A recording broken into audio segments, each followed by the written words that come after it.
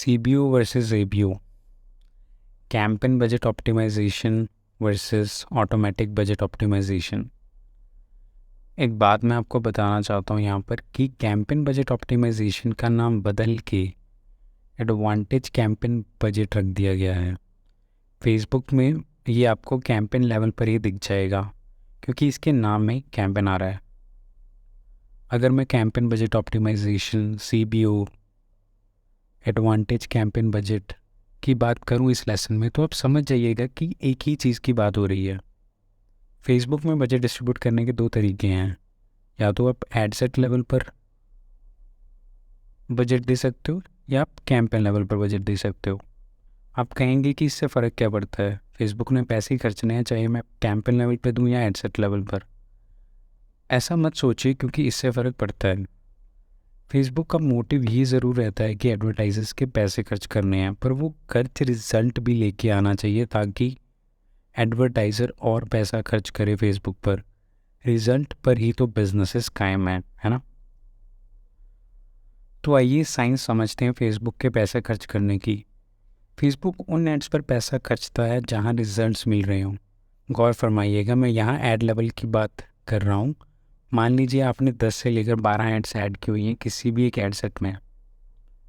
Facebook सारी ads पर बराबर पैसा नहीं खर्चेगा, ये सिर्फ उन्हीं चुनिंदा एड्स पर ज़्यादा खर्च करेगा जो रिजल्ट्स लेकर आ रही हैं। उन्हीं को प्रायोरिटी मिलेगी, वही सारा डेली स्पेंड एग्जॉस्ट कर रही होंगी।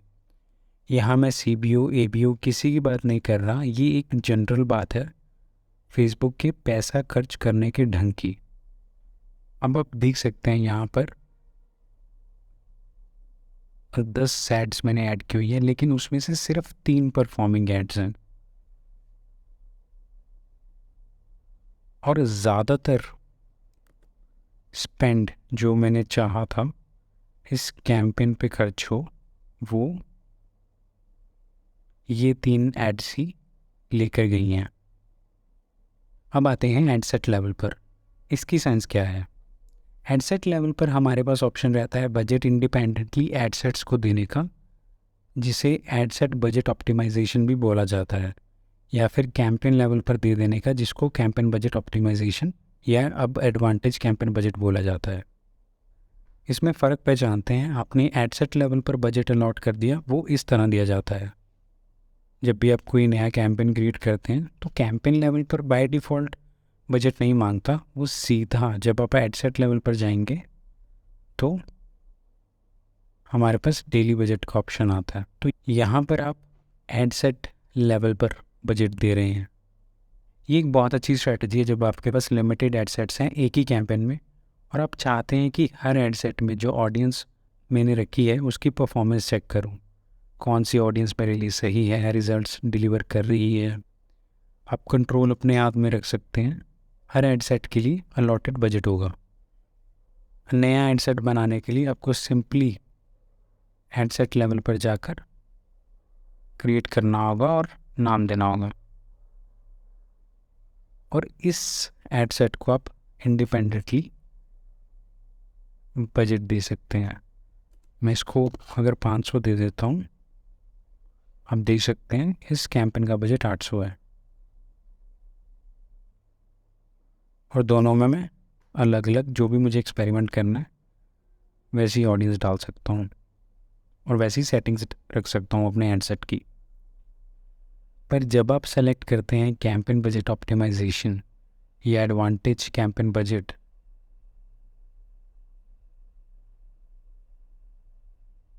इस केस में आपने कंट्रोल फेसबुक को दे दिया कि फेसबुक खुद देखेगी मेरे कैंपेन में जो मैंने एडसेट्स रखे हैं उसमें से बेस्ट परफॉर्मिंग एडसेट खुद ढूंढे और उस पर खर्चा करे। जैसी साइंस हमने एड्स के लिए समझी थी शुरुआत में कि सारी एड्स पर बराबर खर्चा नहीं होता, बल्कि बेस्ट परफॉर्मिंग एड्स होती हैं जो टोटल एड्स में से उन्हीं पर स्पेंड सारा किया जाता है। अब यही बात लागू हो जाती है एडसेट लेवल पर, क्योंकि हमने एडवांटेज कैंपेन बजट इनेबल कर दिया। यहाँ एक एडसेट के लिए कोई बजट नहीं है, पूरे कैंपेन का बजट है, और कैंपेन खुद देखेगा कि कौन सा एडसेट अच्छा परफॉर्म कर रहा है और उस पर ज़्यादा स्पेंड करेगा ताकि आपको रिजल्ट्स डिलीवर कर पाए। और फेसबुक भी ज़्यादातर केसेस में यही रेकमेंड करता है कि आप इस ऑप्शन को इनेबल रखें। अब मैं एक एग्ज़ाम्पल देना चाहता हूँ आपको जहाँ पर मैंने एक्सपेरिमेंट किया एबीओ के साथ। अब इस केस में मैंने ऑटोमेटिक बजट ऑप्टिमाइजेशन यूज़ किया था, जहाँ पर मैंने इंडिपेंडेंट एडसेट्स को बजट दिया था। मैंने एडवांटेज कैंपेन बजट इनेबल नहीं किया था। तो एक एडसेट में मैंने सोशल मीडिया की ऑडियंस रखी और दूसरे एडसेट में मैंने लैंडिंग पेज की ऑडियंस रखी। ये दोनों रीटारगेटिंग कैंपेन थे। तो आप देख सकते हैं कि इस केस में शुरुआत में ही मैंने हफ्ता एनालाइज किया कि सोशल मीडिया वाली ऑडियंस मेरे लिए बहुत महंगी साबित हो रही है, पर लैंडिंग पेज वाली कंपैरेटिवली चीप है। तो मैंने सिंपली ये सोशल मीडिया वाला एडसेट बंद कर दिया और सारा स्पेंड इस पर एलोकेट कर दिया। तो इस तरीके से आप एक्सपेरिमेंट कर सकते हो एबीओ और सीबीओ के साथ। मैं ये कहूँगा कि जब एडसेट बहुत कम है तो आप इंडिविजुअल एडसेट्स को बजट दे सकते हैं, एडवांटेज कैंपेन बजट यूज़ करने की ज़रूरत नहीं। जब एडसेट्स बहुत ज़्यादा हो जाएं, आपको लग रहा है कि अब मेरे लिए परफॉर्मेंस एनालाइज करना खुद मुश्किल हो रहा है, तो एडवांटेज कैंपेन बजट इनेबल कर दें। एक एग्जांपल लेते हैं। मान लीजिए आपके पास दिन का 5,000 बजट है जो आपने 5 एडसेट पर खर्चना है। अगर आप एबीओ इनेबल करते हैं और हर एक एडसेट को 1,000 का बजट दे देते हैं, तो आप देखेंगे कि सारे एडसेट स्पेंड कर रहे हैं। मैं यहाँ ये मान के चल रहा हूँ कि ऑडियंस सफिशिएंट है उस एडसेट में। अगर नहीं हो तो पूरा स्पेंड नहीं होगा। पर जब यही बजट आप कैंपेन लेवल पर दे देते हैं फेसबुक को और इनेबल कर देते हैं एडवांटेज कैंपेन बजट, तो आप देखोगे कि स्पेंड डिस्ट्रीब्यूशन सिमिलर नहीं है। 5 एडसेट्स में से कुछ 1 या 2 एडसेट बहुत ज़्यादा स्पेंड कर रहे होंगे, 70 से 80% तक का बजट, और कुछ एडसेट बिल्कुल ही परफॉर्म नहीं कर रहे होंगे। फेसबुक का मोटिव है आपको रिजल्ट्स डिलीवर करने का, तो वो ऐसे एडसेट ढूंढता है जो परफॉर्म कर रहे हैं और सारा स्पेंड उनकी तरफ डिस्ट्रीब्यूट करना शुरू कर देता है। तो कुछ गुड प्रैक्टिसेस देखते हैं जो फेसबुक रेकमेंड करता है जब आप एडवांटेज कैंपेन बजट इनेबल करने की सोच रहे हैं। तो आप देख सकते हैं, पहला पॉइंट है कि डोंट एक्सीड 70 एडसेट्स पर कैंपेन। अगर एडसेट 70 हैं तो कैंपेन का बजट भी उस हिसाब से चाहिए होगा, और जितने ज़्यादा एडसेट उतना ज़्यादा किसी भी कैंपेन को टाइम लगेगा लर्निंग फेज से बाहर निकलने में।